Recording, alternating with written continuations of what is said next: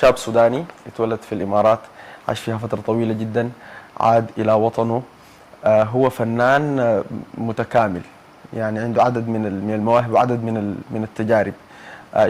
اشتهر بالستاند اب كوميك، واشتهر بالتقليد أو المحاكاة، واستمر في هذا الموضوع إلى أن اقتحم الدراما العربية وحتى العالمية من أوسع أبوابها، ليسجل اسمه في سفر ذلك التاريخ. يعني قدم عدد من الأعمال الجميلة والمتميزة، له أيضا مساهمات تخص المجتمع. هو أول من ترجم نشيد العلم، النشيد الوطني السوداني، للغة الصم، وهذه بادرة لم تكن لها سابقة. يعني فرحبوا معي في هذه الأمسية من 6:30 بلؤي محترم. لؤي، مرحبا بك في قناة الشروق. أهلا وسهلا، عظيم الشرف والله إنه ليلة أكون في معيتكم وبين حضراتكم، يعني تحت أمركم زي ما بقولوا. نحن سعيدين إنه نلاقيك وشكرا لحضورك لنا. يا صفة بتحب يعني يقولوا عليك، يعني الفنان، المغني، الكوميدي، الدرامي، الممثل؟ السوداني لؤي محترم، يعني عبد الله الفقير، يعني وكله فضل الله. يعني انت اتولدت في الامارات وعشت فيها فترة طويلة جدا. عشت فيها فترة طويلة جدا، والحياة هناك يعني كانت ثرة بالأحداث، فخالطت المصريين والهنود والفلسطينيين وكل الأجناس، يعني ممكن في حياتي الدراسية، حتى في البيئة اللي أنا كنت فيها عايش وكده. لعبت برضو في نادي بنياس، فأضافت لي كثير، خصوصا في مجال السيناريو والمسرح، إنه كل شعب تقدر تجيه من زاوية كله. نعم. فكده يعني. تفتكر يعني حياتك الأولى في الإمارات وطفولتك في الإمارات كان لها أثر ودور واضح في إنه أنت تقدر تقدم نفسك للجمهور بأشكال فنية مختلفة؟ أكيد لأنه بدءا من المراحل الدراسية في الأساس، مثلا في المقرر موجودة حصة المسرح وحصة الموسيقى والمنافسات ما بين المدارس، إضافة على الموهبة اللي بتكون من ربنا سبحانه وتعالى موجودة فيك. لكن بالإشادات بتقدر تركز، بالإنجازات بتركز أكثر، بتلقى نفسك يعني سبحان الله لما كبرت بقت لي مصدر رزقي واكل عيشي، وحاب يعني مهنتي. احترفت المهنة دي؟ والله ما احترفتها بالشكل اللي يعني، لكن ان شاء الله باذن الله نحترف اكثر. يعني الطموحات اكبر. اكيد طبعا، كل انسان طموحاته. يعني انت الان مقيم في السودان ولا في الامارات؟ انا حاليا يعني ما بين السودان ومصر والامارات، يعني تجوال. طيب كيف قادر يعني تواصل المجتمع الفني داخل السودان وخارج السودان؟ يعني عندك اصدقاء كثيرين هنا في السودان، وعندك مشاركات كثيره برضه برا، يعني وانت جوا سفرك كثير، يعني كيف قادر تعمل الموازنه دي؟ الحمد لله، يعني حاليا السوشيال ميديا بتخليك مواكب للاحداث حول العالم، بتخليك مواكب للتطور الحاصل، فبالتالي بما انه الواحد طوالي بيطلع في حاله حضور، بتلقى نفسك في كل الايفنتس الموجوده والفعاليات اللي علاقه بالدراما وبالمسرح، بتفاصيلنا الثقافيه يعني عموما. فبالتاكيد العالم بقى قريه صغيره يعني، فان شاء الله نقدر يعني نقدم للبلد، نقدر نقدم لها ونقدر نخط بصمتنا بعون الله. يعني تجارب كثيرة، يعني احنا حنحاول نتكلم عنها في الأمسية دي، لكن خلينا نبدأ بتجربة النشيد الوطني. طيب. هي بادرة ما سبقت قبل كده، يعني شنو كان الدافع بالنسبة لك انك تقوم بالتجربة دي؟ والله الدافع انه يعني اولا هي من الشرايح يعني ذوي الاحتياجات الخاصة، فبالتالي استهوتني الفكرة دي مما انا كنت في مصر. كان دعوني لتكريم منتخب مصر للصم، اللي هو كان جاء ثاني كاس العالم. نعم. في تركيا. فمشيت وشفت انشطتهم، لغتهم، وعرفت ان لغه الاشاره عالميه، في يعني في لغه عالميه وفي لغه محليه وكده. لما جيت هنا السودان حبيت اقرب من اتحاد الصم، فقعدت معاهم بدرت فكره انه عمل النشيد الوطني السوداني بلغه الاشاره. نعم. وفعلا قمنا بترجمه النشيد وكتابته، وحتى الحركه كنت بعتمد على الفيديو اللي باخده اساس انه اعرف الترجمه. يعني نحن جند الله، فتبعناها بشكل جميل بالتنسيق مع الاتحاد، والحمد لله يعني راى النور زي ما بقولوا بامكانيات متواضعه وبسيطه جدا جدا يعني.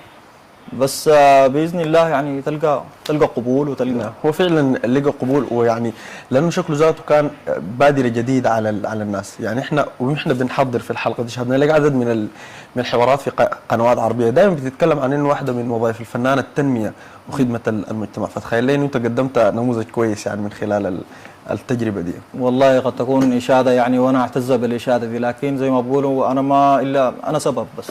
ربنا سبحانه وتعالى لما ينتقيك لعمل شيء، فالحمد لله يعني على كل حال يعني. طيب خلينا كده نذكرك لو نذكر به المشاهدين تاني. ايوه نشوف السلام الجمهوري السوداني بلغة الصم. عمرو رضا وعوافي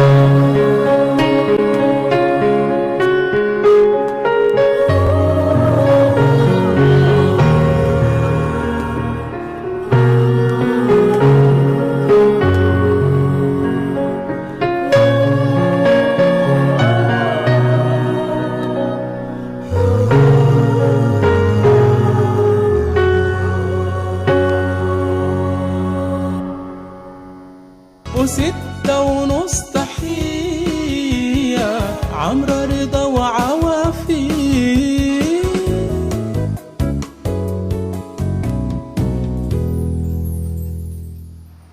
شكرا جزيلا زمر في الكنترول، وشكرا لك يعني على البادرة الجميلة دي يعني. شكرا لكم والله ولحضراتكم، سعيد اني في معيتكم يعني بالتأكيد كان في رجع صدى للمبادرة دي أول ما عملتها.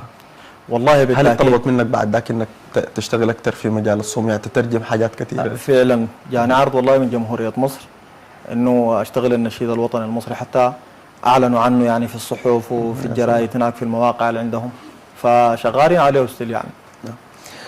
الوجوه السودانيه اللي اقتحمت الدراما العربيه قليله جدا. نعم. وفي القليله دي في جزء بسيط منها صادفوا النجاح. كده تكلمنا عن تجربتك مع الدراما العربيه عموما، بعد ذاك نجي 9 جامعة الدول حنخليه محور في النص كده، لكن يعني كيف دخلت للجودة عموما يعني؟ طيب هو في الحقيقة توفيق من الله سبحانه وتعالى. بدأوا بالبحث عن فنان سوداني شاب، فخشوا على النت بيفتشوا. ده الناس 9 جامعة الدول. ايوه الشركة هي شركة لير، فعايزين سوداني ليه مسلسل رمضاني. بيفتشوا في النت وكده في اليوتيوب، لقوا أعمال بتخصني في الإمارات، في جنوب أفريقيا، في اللي هو المسرح الكوميدي العادي، شغال على الستاند اب كوميك وكده. بدوا المراسلة عبر الفيسبوك انبوكس. أنا قلت ده واحد من أصحابي عملت فيه مقلب زمان فعاوز مقلب الناس. 15 يوم الرسالة جت بطريقة منمقة كده، فقلت يا أخي الحكاية دي فعلا شوية السيناريو في الإيميل، لا القصة دي لازم الواحد يتحرك ويتفاعل. بقى جاد يعني. أيوه. فبعدين الحاجة اللي كانت شغلاني حقيقة هو إنه لأول مرة أكون سفير للسودان في دور بطولة، يعتبر عندهم أطول دور بطولة للسودان. 136 تقريبا 100 كم 136 مشهد. 136 مشهد يعني. طيب فاستعنت بالله ومشيت، والحمد لله يعني من الانطباع الأول قمة الحفاوة والكرم والأريحية والراحة والاستجمام في سبيل إنه الإنسان يقدر يبدع. يعني قرابة شهر ونص دي كانت فترة نقاهة بس. ليه؟ لأنه العمل كان بيستدعي إنهم يتعاملوا مع الممثلين بالاحترافية العالية دي لإسقاطاته السياسية اللي بتدعو لالتئام الوطن العربي. فالطرح كان في توقيت مناسب. ناقش قضايا بتهم الأسرة اللي بتتفرتك، بتهم الواقع اللي نحن بنشهده حاليا.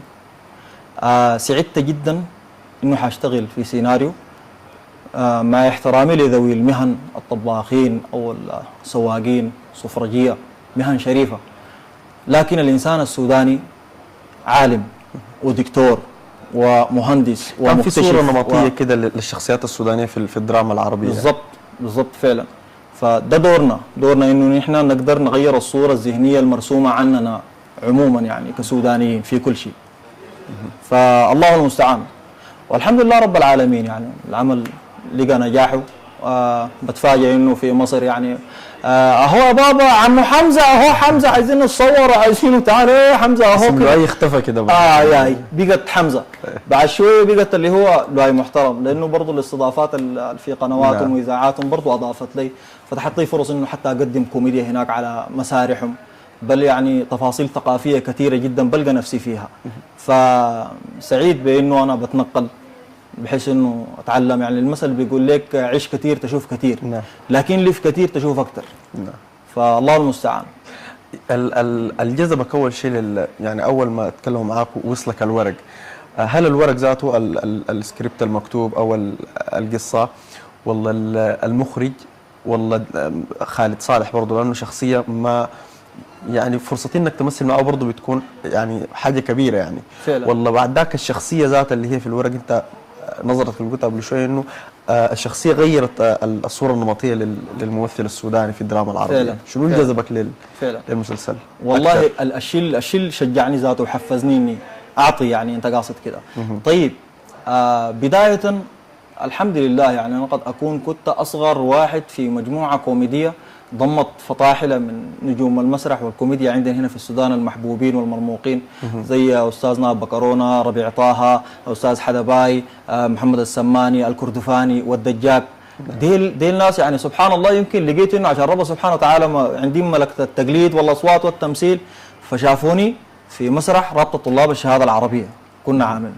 فالاستاذ محمد الصديق الله يديه العافيه هو اللي اخذني للوسط الفني والدرامي. شفت منهم التواضع، شفت منهم التواصل والحميميه ما بين جيل ما بكابر بل احتووني بكل حب، واستفدت منهم من تجاربهم اللي هي اختصرت لي زمن طويل جدا.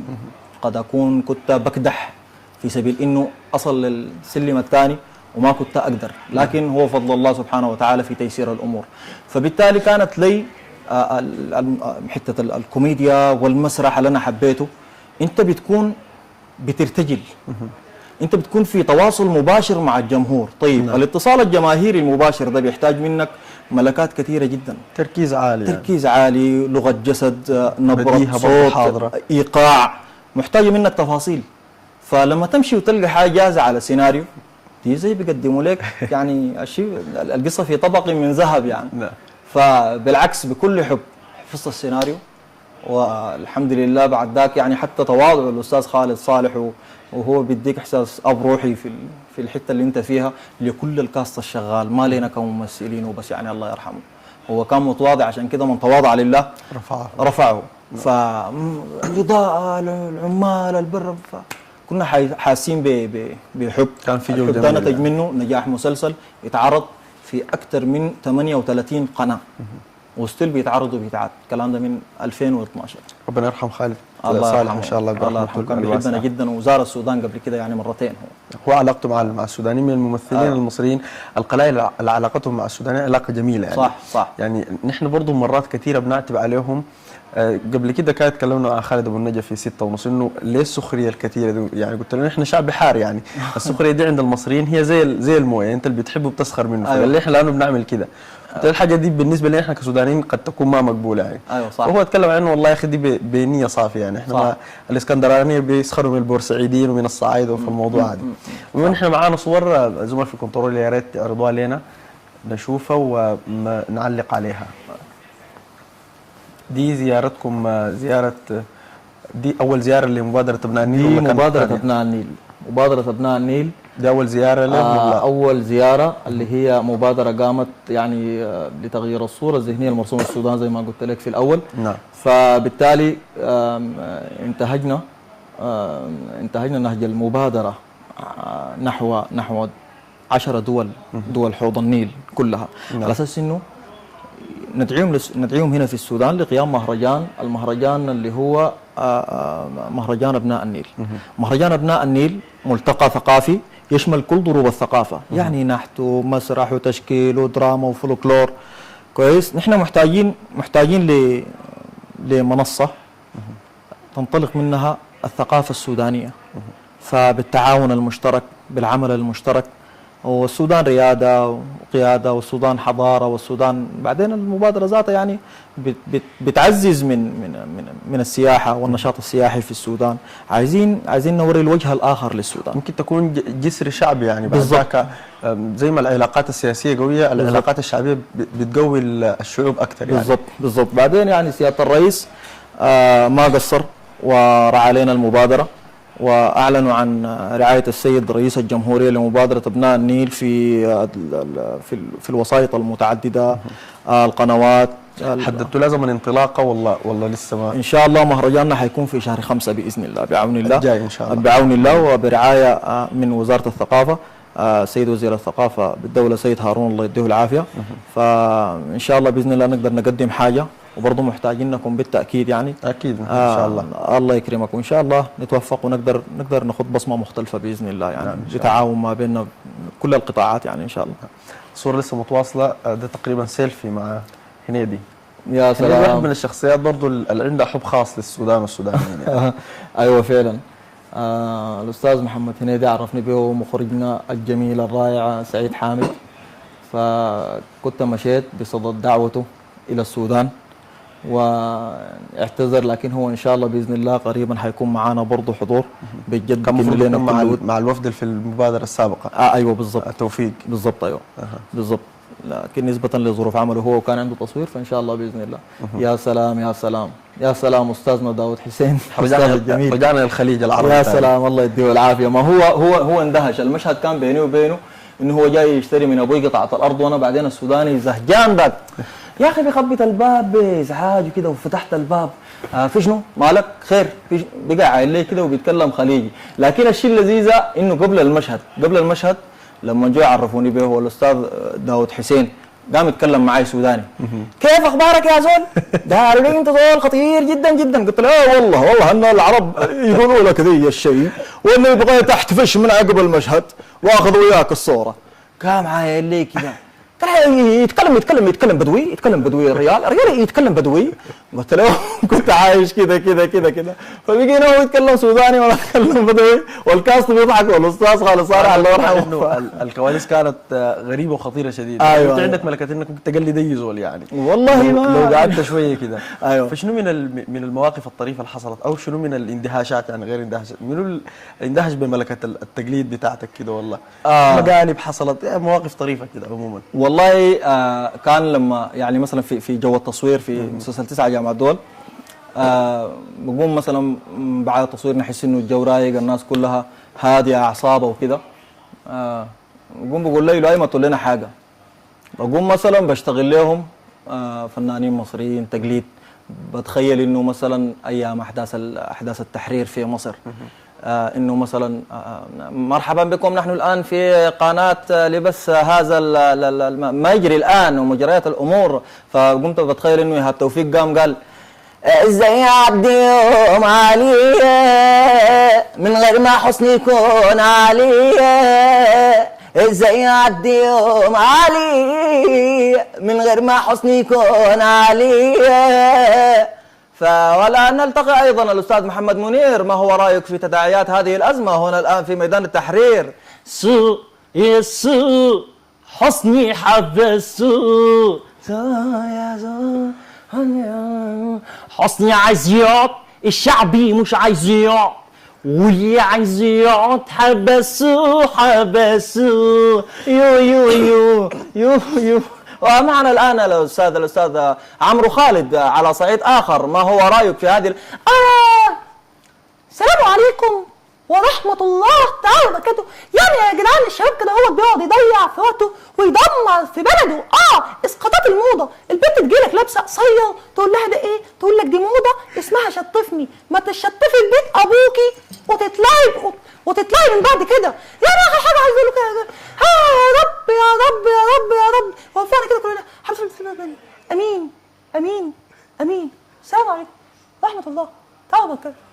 السلام عليكم. طويلة القصة بتشمل مشاهير، بتشمل. فأجمل شيء إنه أنت مثلا لو عندك قضية عايز تطرحها، ده نهجي بنتهجه انا في الطرح الكوميدي، انه ابعد من النعرات القبليه، ابعد من مساله العاهات الخلقيه، ابعد من المسائل دي كلها، اقدر اطرح قضيتي بانسان له وقع وله حب، ما هو تمثيل تقمص في النهايه، اضافه على السيناريو والسرد الموضوعي اللي انت بتناقش به اي قضيه، فبتلقى بتراعي للبيئه، بتراعي لتفاصيل كثيره، اكيد بعد ذاك بتلقى قبول ان شاء الله. كل الشخصيات دي هي عندها حب للنوع ده من الكوميديا. احنا لسه حنتواصل معك لوعي محترم، لكن نستاذنك والساده المشاهدين نخرج الى فاصل قصير، من بعد نعود لنتواصل معكم في 6 ونص. خليكم معنا. مرحبا بكم مره ثانيه مشاهدينا الكرام، لا نزال نتواصل معكم في هذه الحلقه ومع ضيفنا لوعي محترم. يعني بس ما قادر اوصف لكم لما كنا في البريك احنا ضحكنا قدر شنو يعني، فحنحاول يعني نوريكم جزء من الكوميديا اللي كانت حاصله يعني ابدا. فأسين احنا لو عاوزين نحاور لؤي جاي من دنقله، لؤي الدنقلاوي اللي طلع من دنقله شبر يعني. يا سلام، يهم حاجه في الكلام ده يعني انت تحتفظ باللكنه ذاته حق البلد بتاعت البلد. كيف يا اخي البلد والشماليه والارياف عموما، يعني انا يعني اعتقد انه الحمد لله اهالي كتار من الجعليه ومن الشوايق ومن الكبابيش ومن البديريه فلما نمشي هناك بسمع اللهجه دي، بحاول اتقمص واحفظ، بتفيدني بعدين هناك في المسرح. أيوه. بحفظ اللهجه الثانيه وبيجاو المصطلحات والشنو، وعشت يعني في الشماليه، زرعت وقلبت البوغه والتقنط والأوبقة، ويعني حشيت التمر، لقحت التمر والبرسيم والتمساحيه والحمد لله يعني اضافت لي كثير، حتى حاولت اتعلم الطنبور لكن ابدا. فغايته لما نمشي والله هناك بحس باريحيه وبكون مبسوط جدا، برجع بشحنات جميله جدا بتحفز عمليه السيناريو، يعني ما نقعد السيناريو والتفاصيل بكون مبسوط. اي ريف في السودان ما الشماليه وبس، لما نمشي على الغرب، لما نمشي على الشرق، لما نمشي على الجزيره ونواحيها، بحب الخضره، بحب الجمال، يعني بحب الطبيعه عموما يعني. طيب ليه نحن عفوا ما بنفتكر انه فنانين ديل اول النجوم ديل لهم علاقه كبيره بالارياف او بالمدن الكبيره حتى برا الخرطوم، عشان ما بيتكلموا عنها كثير؟ ولا الفكره شو يعني؟ والله قد يكون في حين انه خليت الليله اول مره تتكلم عن الموضوع الريف ده. ما بالتاكيد هو الريف يعني ممكن هو يكون في منطقه وسطى ما بين الحضارات القديمه وما بين الحضر. نعم. هو منطقه وسطى. يعني احنا في جوانب جميله جدا موجوده في تكوين نسيج المجتمع السوداني، بتشوفه في الريف، في الترابط، في الهمه، في الحميميه، في الطيبه، في الكرم، في اشياء يعني تخجل. لكن مجتمع المدينه الايقاع بيكون سريع، الكهرباء من حولك، الضوضاء، التلوث، تفاصيل كثيره. فالانسان وليد البيئه بيقدر يتكيف، بيقدر. فانا لما امشي لانه اصلا مربوط يكون فتره استجمام ممتعه بالنسبه لك. بالضبط فعلا بكون مستمتع. بل بتضيف لثقافتك، نحن محتاجين نصور دراما تعكس لنا الريف السوداني، تكون في سينمات عالميه نشارك بها في كان، ما عادي زينا بشر. نعم. كده يعني نجيب نواحي السودان، الجمال اللي فيه، الوجه الاخر، الوجه الحقيقي للسودان في الارياف، او عن الحضاره النوبيه، او عن البيجا، نروج لحضارتنا دي بطريقتها الخاصه. يعني وانت اقتحمت المجال الفني العربي او والاعلام العربي برضه بالتاكيد كونت علاقات وصداقات كثيره. نعم. يعني احنا دائما عندنا الهوس بتاع انه ليه الاغنيه السودانيه ما قادره تطلع يعني زي زمان مثلا يعني، او ليه الدراما السودانيه ما قادره تطلع. وبنتكلم عن الموضوع ده من وجهه نظرنا احنا كسودانيين، بنفتكر انه والله يا اخي انتاجنا ضعيف، يعني مساله بتاعت انتاج، موضوع بتاع قروش يعني. لكن من وجهه نظر الاخر، وانت قعدت مع الاخر ده، شنو مشاكلنا احنا في المزيكا وفي الدراما عشان تطلع؟ والله انا يعني ما متخصص، لكن في يعني من خلال تقدير شخص ضعيف يعني، والتجارب البسيطه اللي مرت بها في حياتي. في مصر من الطبيعي انه الوسط الفني بيكونوا موجودين مثلا في الاوبرا، بتلقى الممثلين، بتلقى الفنانين، بتلقى فكده يعني. الشيء الجميل عندنا ان احنا ما بنقدر نقدمه بقالب مواكب للتطور الحاصل. 1 2 عامل اللهجه، لازم نحن كسودانيين نحترف انه يعني مثلا المسلسل التركي ده يترجم باللبنانيه، ما بيختاروا المصريه، الانتاج لبناني، فبالتالي بيترجم باللبناني، لكن اللبنانيه مفهومه ومستصاغه فواجهتني الحته دي، اكتشفتها كان ايام السيناريو حتى. ما هو السيناريو بيجيك بالمصري، عشان انا اتكلم سوداني في التمثيل لازم امسك اشوف الجمله دي الموازي لها هنا بالسوداني. يعني عندنا جمله زي براك اهن، مشيت قلت له اهن دي شنو؟ احنا ما بنحس بها كويس، في حين انه عندنا المفردة العربية الاصيلة موجودة، لكن زي ما بقولوا الافكتس الكثيرة بقت موجودة بعوامل كثيرة. هو غالبا لو سمحت لي يا لؤي، يعني انا اتكلمت برضه مع مصريين كتار او مع عرب، بيفتكروا انه احنا كلامنا مفهوم، لكن بيقولوا انتوا بتتكلموا بسرعه. يعني لو اتكلمت لهم بالراحه حيفهموك، لكن لو اتكلمت بسرعه ما حيفهموك.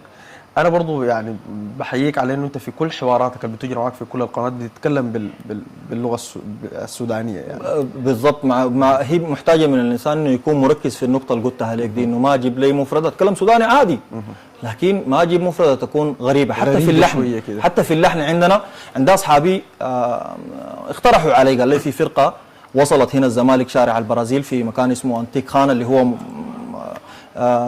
مكان جميل بتسمع فيه انواع مختلفه من الميوزك، فولكلور، حضارات، الهنود الحمر، الروس، الشنو، تفاصيل زي دي. فدعوني بانه انا سوداني وكده اجي اقدم تجربه مختلفه، اللي هي بتكون مثلا الفرقه فيها 2 امريكان وعازفه مصريه. عملنا بروفات، اخترت عمل سوداني، قلت على اساس انه العمل هو شنو؟ عباره عن مدحه اشتغلتها بمقامنا العادي، او ممكن نقول مقام الدوبيت، لانه الغنى السوداني الموجود حاليا على ام بي 3، لو هم عايزين يستمتعوا اي ام بي 3 تسمع في اليوتيوب تلقى الليله وين يا عيني يا عم عايزين نسمع حاجه وانتم ما فيش، ما عندكوش لونيه مختلفه. بقول لا، عندنا موجوده اللونيه دي في البطانه، في اشعارهم، في غرب السودان عندنا السلم السباعي. احنا متهمين بانه عندنا خماسي بس، لكن لا، عندنا السباعي. يعني مثلا لما تسمع ابا دول بيكونوا شغالين معاي جروب امريكان، ابا ما ابويا ما بقول لي يا ابا، سرجم ما سرجي ما بركب فوق بنكبا. تلقاهم مبسوطين ويصفروا. لما تجي مثلا تشتغل على الدوبيت مثلا بيكون نظام التواشيح، بيحبوا التواشيحهم. يعني مثلا زميلي الفنان عابدين الله يديه العافيه بيقول مولاي مولاي مولاي لي عمل ولكن موجب لعقوبتي فحن علي تكرما. أنا بجي وخاشي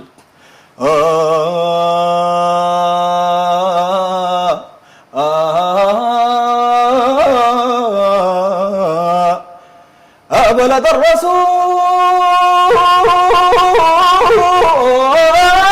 فوقك بجر الغافية يا وطن الرجال أهل السرير الصافية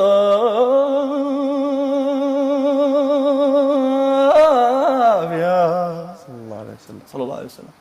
بتلقى الجمهور بدأ يتفاعل معك فعلا، ده الشيء الغريب. طيب هي دي تونة موجودة عندنا، المادح الله يديه العافية الحبير وإسماعيل، فديل دي الناس محتفظين بالإرث السوداني الأصيل. الفرق النوبية الموجودة، البجا، غرب السودان، الجزيرة، دي الناس موجودين. تعالوا نقدمهم بقالب مرتقي للتطور الحاصل في العالم. تعالوا ننتج نصرف. أيوة بالضبط كده. طيب نحن حنقوم نهديك برضو مدحة يعني للمادح الحبر، فخلينا نستمتع بها وبعدين نجي نشوف ارتباطك انت بالمديح. يا سلام. تمام، يا سلام. نتابع. بمحمد وزويه إن الهيام بحبه يرضيه،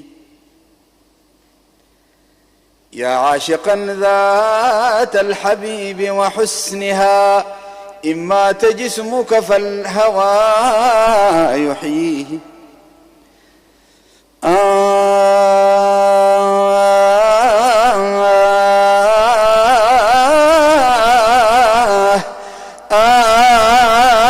يا عاشقا ذات الحبيب وحسنها، إن مات جسمك فالهوى يحييه.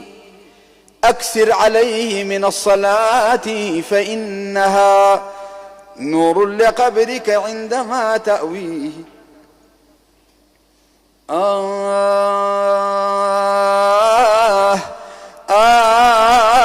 أكثر عليه من الصلاة فإنها نور لقبرك عندما تأويه.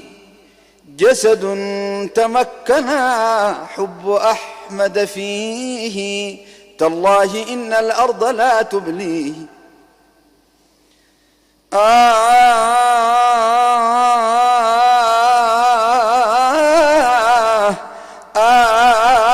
جسد تمكن حب أحمد فيه، تالله إن الأرض لا تبليه. فكيف يأكله التراب وحبه في قلبه ومديحه في فيه. قلب تعلق بالنبي وآله، فبحقهم وبجاههم يا رب لا تخزيه.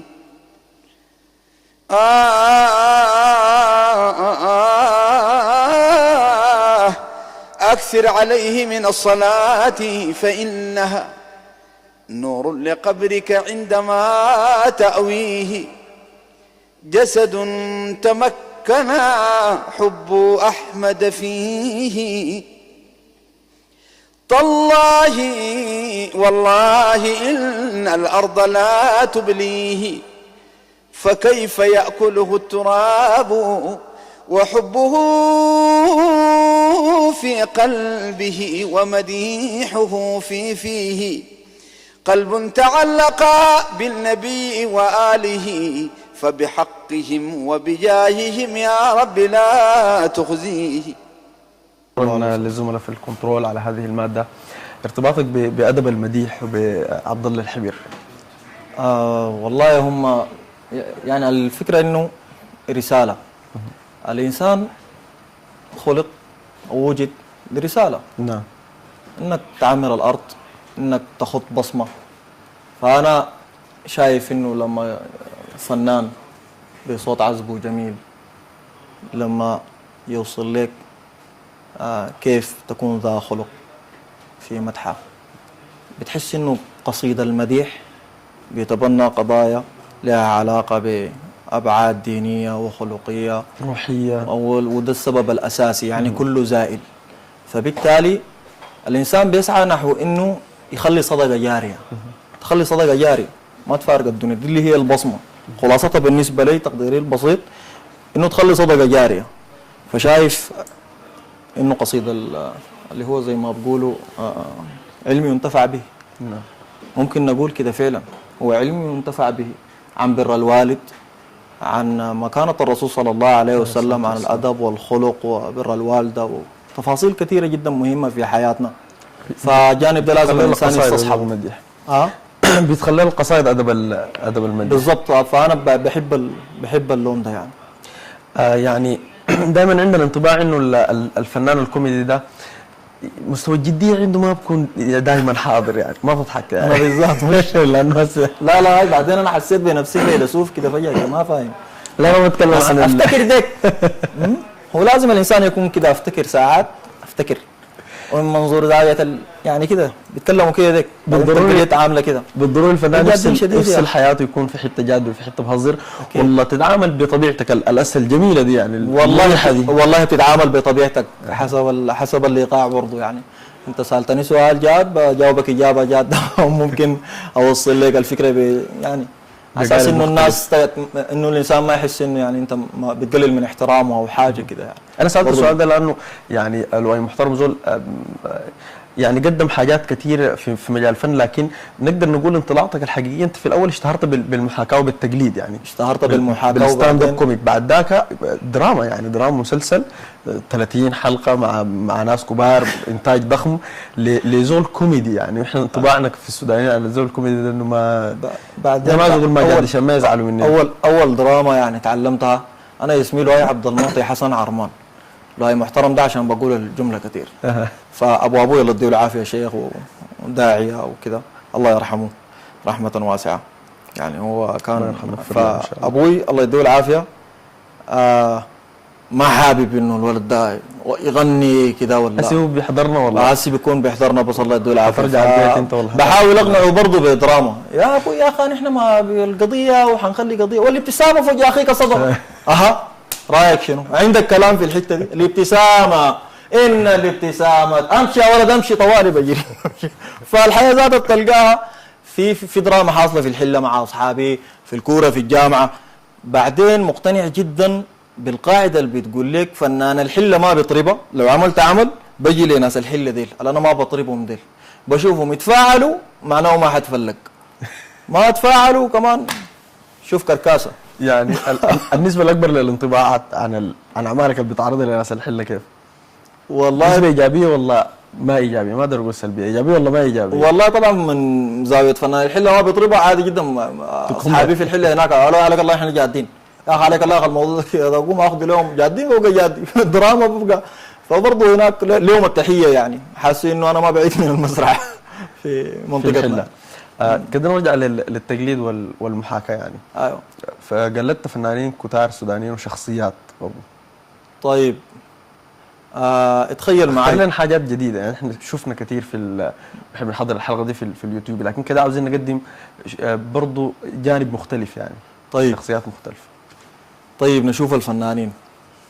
اتخيل معاي انه فنانين راكبين في حفله، راكبين في حفله، والحفله في السودان تحصل فيها مواضيع، بتلقى الحاجات الكبار صرفة الصندوق ما كانت عين علويه، والله فجاه واحد مزعج كده صوته فيه نشاز بيرفع التلفون بيكون صيني عالي، هذا انا لما قلت لك القروش دي بحولها، والله يبحث ويفتح السبيكر وانت جنبه يكون عندك التهاب اضاء وغايته دنيا كده غريبه. بتلاحظ الكمساري وتلقاه قرصه طالبه دي ما دفعت لنا، والبنت مسكينه بيشيله تدسه خجلانه، هو اصبعه دي دي دي دي دي دي ما ادينا حقنا ابو الشوارع معك يا دي تفاصيل بتحصل. تلفون تاني بيجي من اخواننا الجنوب السودان، الو يا بيدر انا ما قلت لك القروش ده شالوا مصر. انا هسه جيت من مصر، ما شايفني بكلم اللهجه المصريه ده كيف؟ يا حبيبي تعال اوكي اوكي اوكي والله ميرسي معلش يا اخوانا في ذوق برضه يعني. هذه صاحبنا المعلي الصوت. فالشكر الله عين كده والكمساري مع الطالبه وكده، تخيلت الفنان الجميل شكر الله صديقنا هو قام رد قال الطالبه الجامعيه ترى ترى تا تا تا في جبهه ما في ولا مية ترى ترى تا تا تا شوف الصرف كيف غير في الداخليه ترى ترى تا تا تا.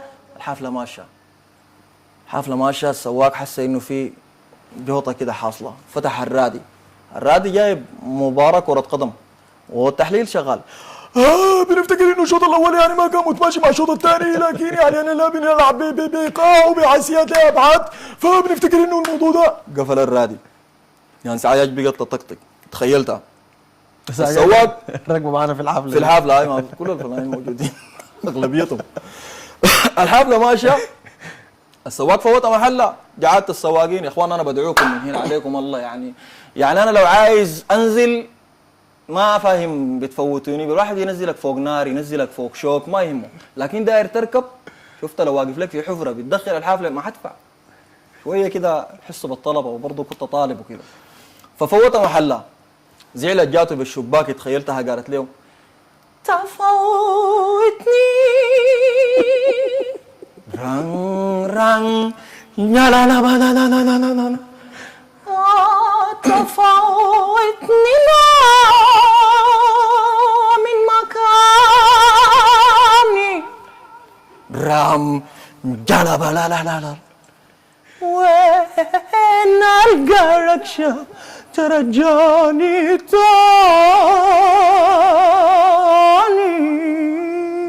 هذا الجبل عين لها كده بصغري كده، رد قال لي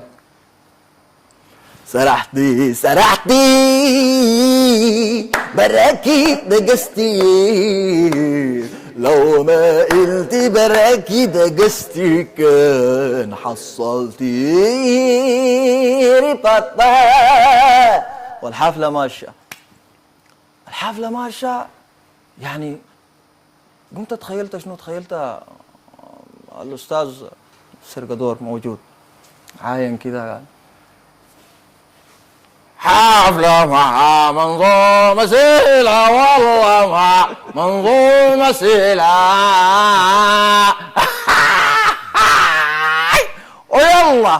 ويلا يا اخوانا نشوف حاجة تانية خلاف الحفلة.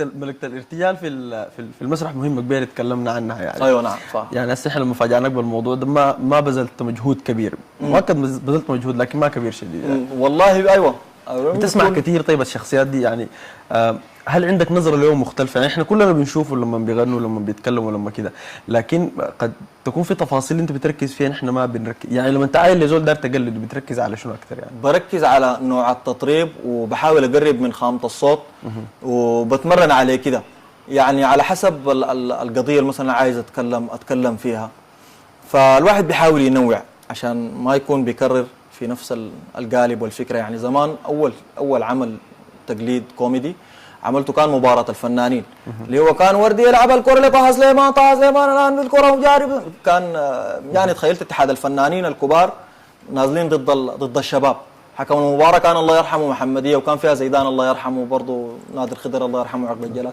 فبعد ذاك عملت اللي هي أحداث التحرير دي، بعديها تخيلت الفنانين في حفلة، الفنانين العرب برضو بعمل لهم قضايا حسب الجمهور الموجود. يعني العرب متعب وشديد يعني. تامر حسني لاقيته لاقاك يعني وصل لك صوت لو اتكلمتوا في موضوع التقليد ده ولا ما؟ والله اتكلموا معي رابطة معجبينه، ويعني بخصوص فيديو كده كنت عامله هم مبسوطين للفكرة.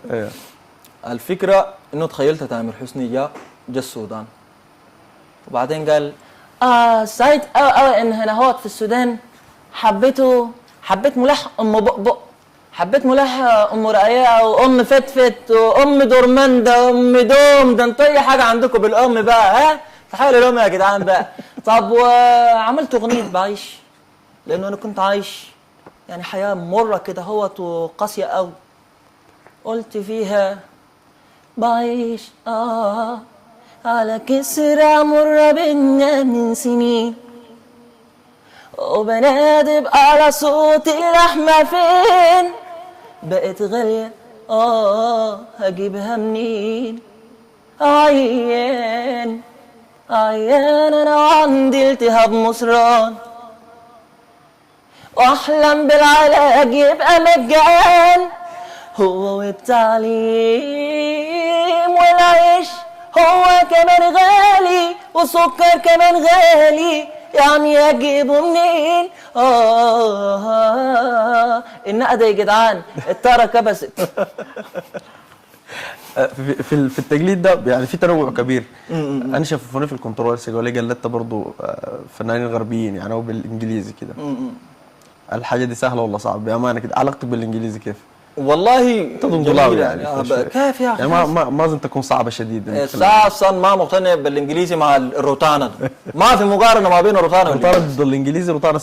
لا كيف 6-0؟ والله 6-0 لصالح الروتانا يعني الحضاره والنوبه. فيعني طيب شاركت في مؤخرا كان في مهرجان او مسابقه كوميديه شاركوا فيها عده كوميديان من حول العالم يعني، منتجها شركة أمريكية اسمها I wanna be famous، والحمد لله جيت في المركز الأول ما شاء الله بكوميديا ستاند اب كوميك، فرقي من المتسابق رقم 2 أكثر من 860 نقطة، الحمد لله ذلك فضل الله يعني. فالشيء الجميل إنه أنت كشاب سوداني لما تتوفق لو أشادوا بك أهلك ومنطقتك وبلدك وإعلامك بتزيدك منعة، بتزيدك عزة، العزة بالله والرسول والمؤمنين. لكن من الضروري انه نحب بعض، نتواضع لبعض، نمد ايدينا لبعض عشان البلد تمشي. الجيل ده تحديدا محتاج كده، الدماء الحارة اللي بنتكلم عنها محتاجين لتواصل، تبادل خبرات، محتاجين انه ما يكون في فرقة كبيرة جدا. فالله المستعان.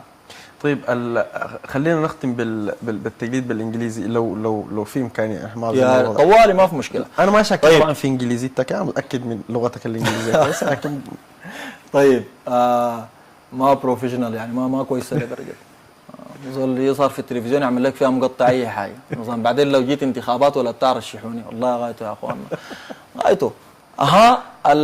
الاكسن الانجليزيه خلينا نتكلم عنها. تعال شوف الشعوب بتتكلمها كيف. مثلا المصري لو عايز يتكلم انجليزي تلقاه ladies and gentlemen welcome. In the first, I don't know how can I appreciate my feeling to you. We're waiting here to discuss a lot of problem. a lot of problem around the world. والسلام عليكم ورحمة الله. يعني ايه فيها نفس العبارة دي. تعال تخيل معاي حيقولها مثلا هندي. Ladies and gentlemen, we are meeting here to discuss a lot of problem around the world. Attend a lot of thing, my man. Not thing, but thing. يعني في اي في تنتنه كده في اي سبرينج.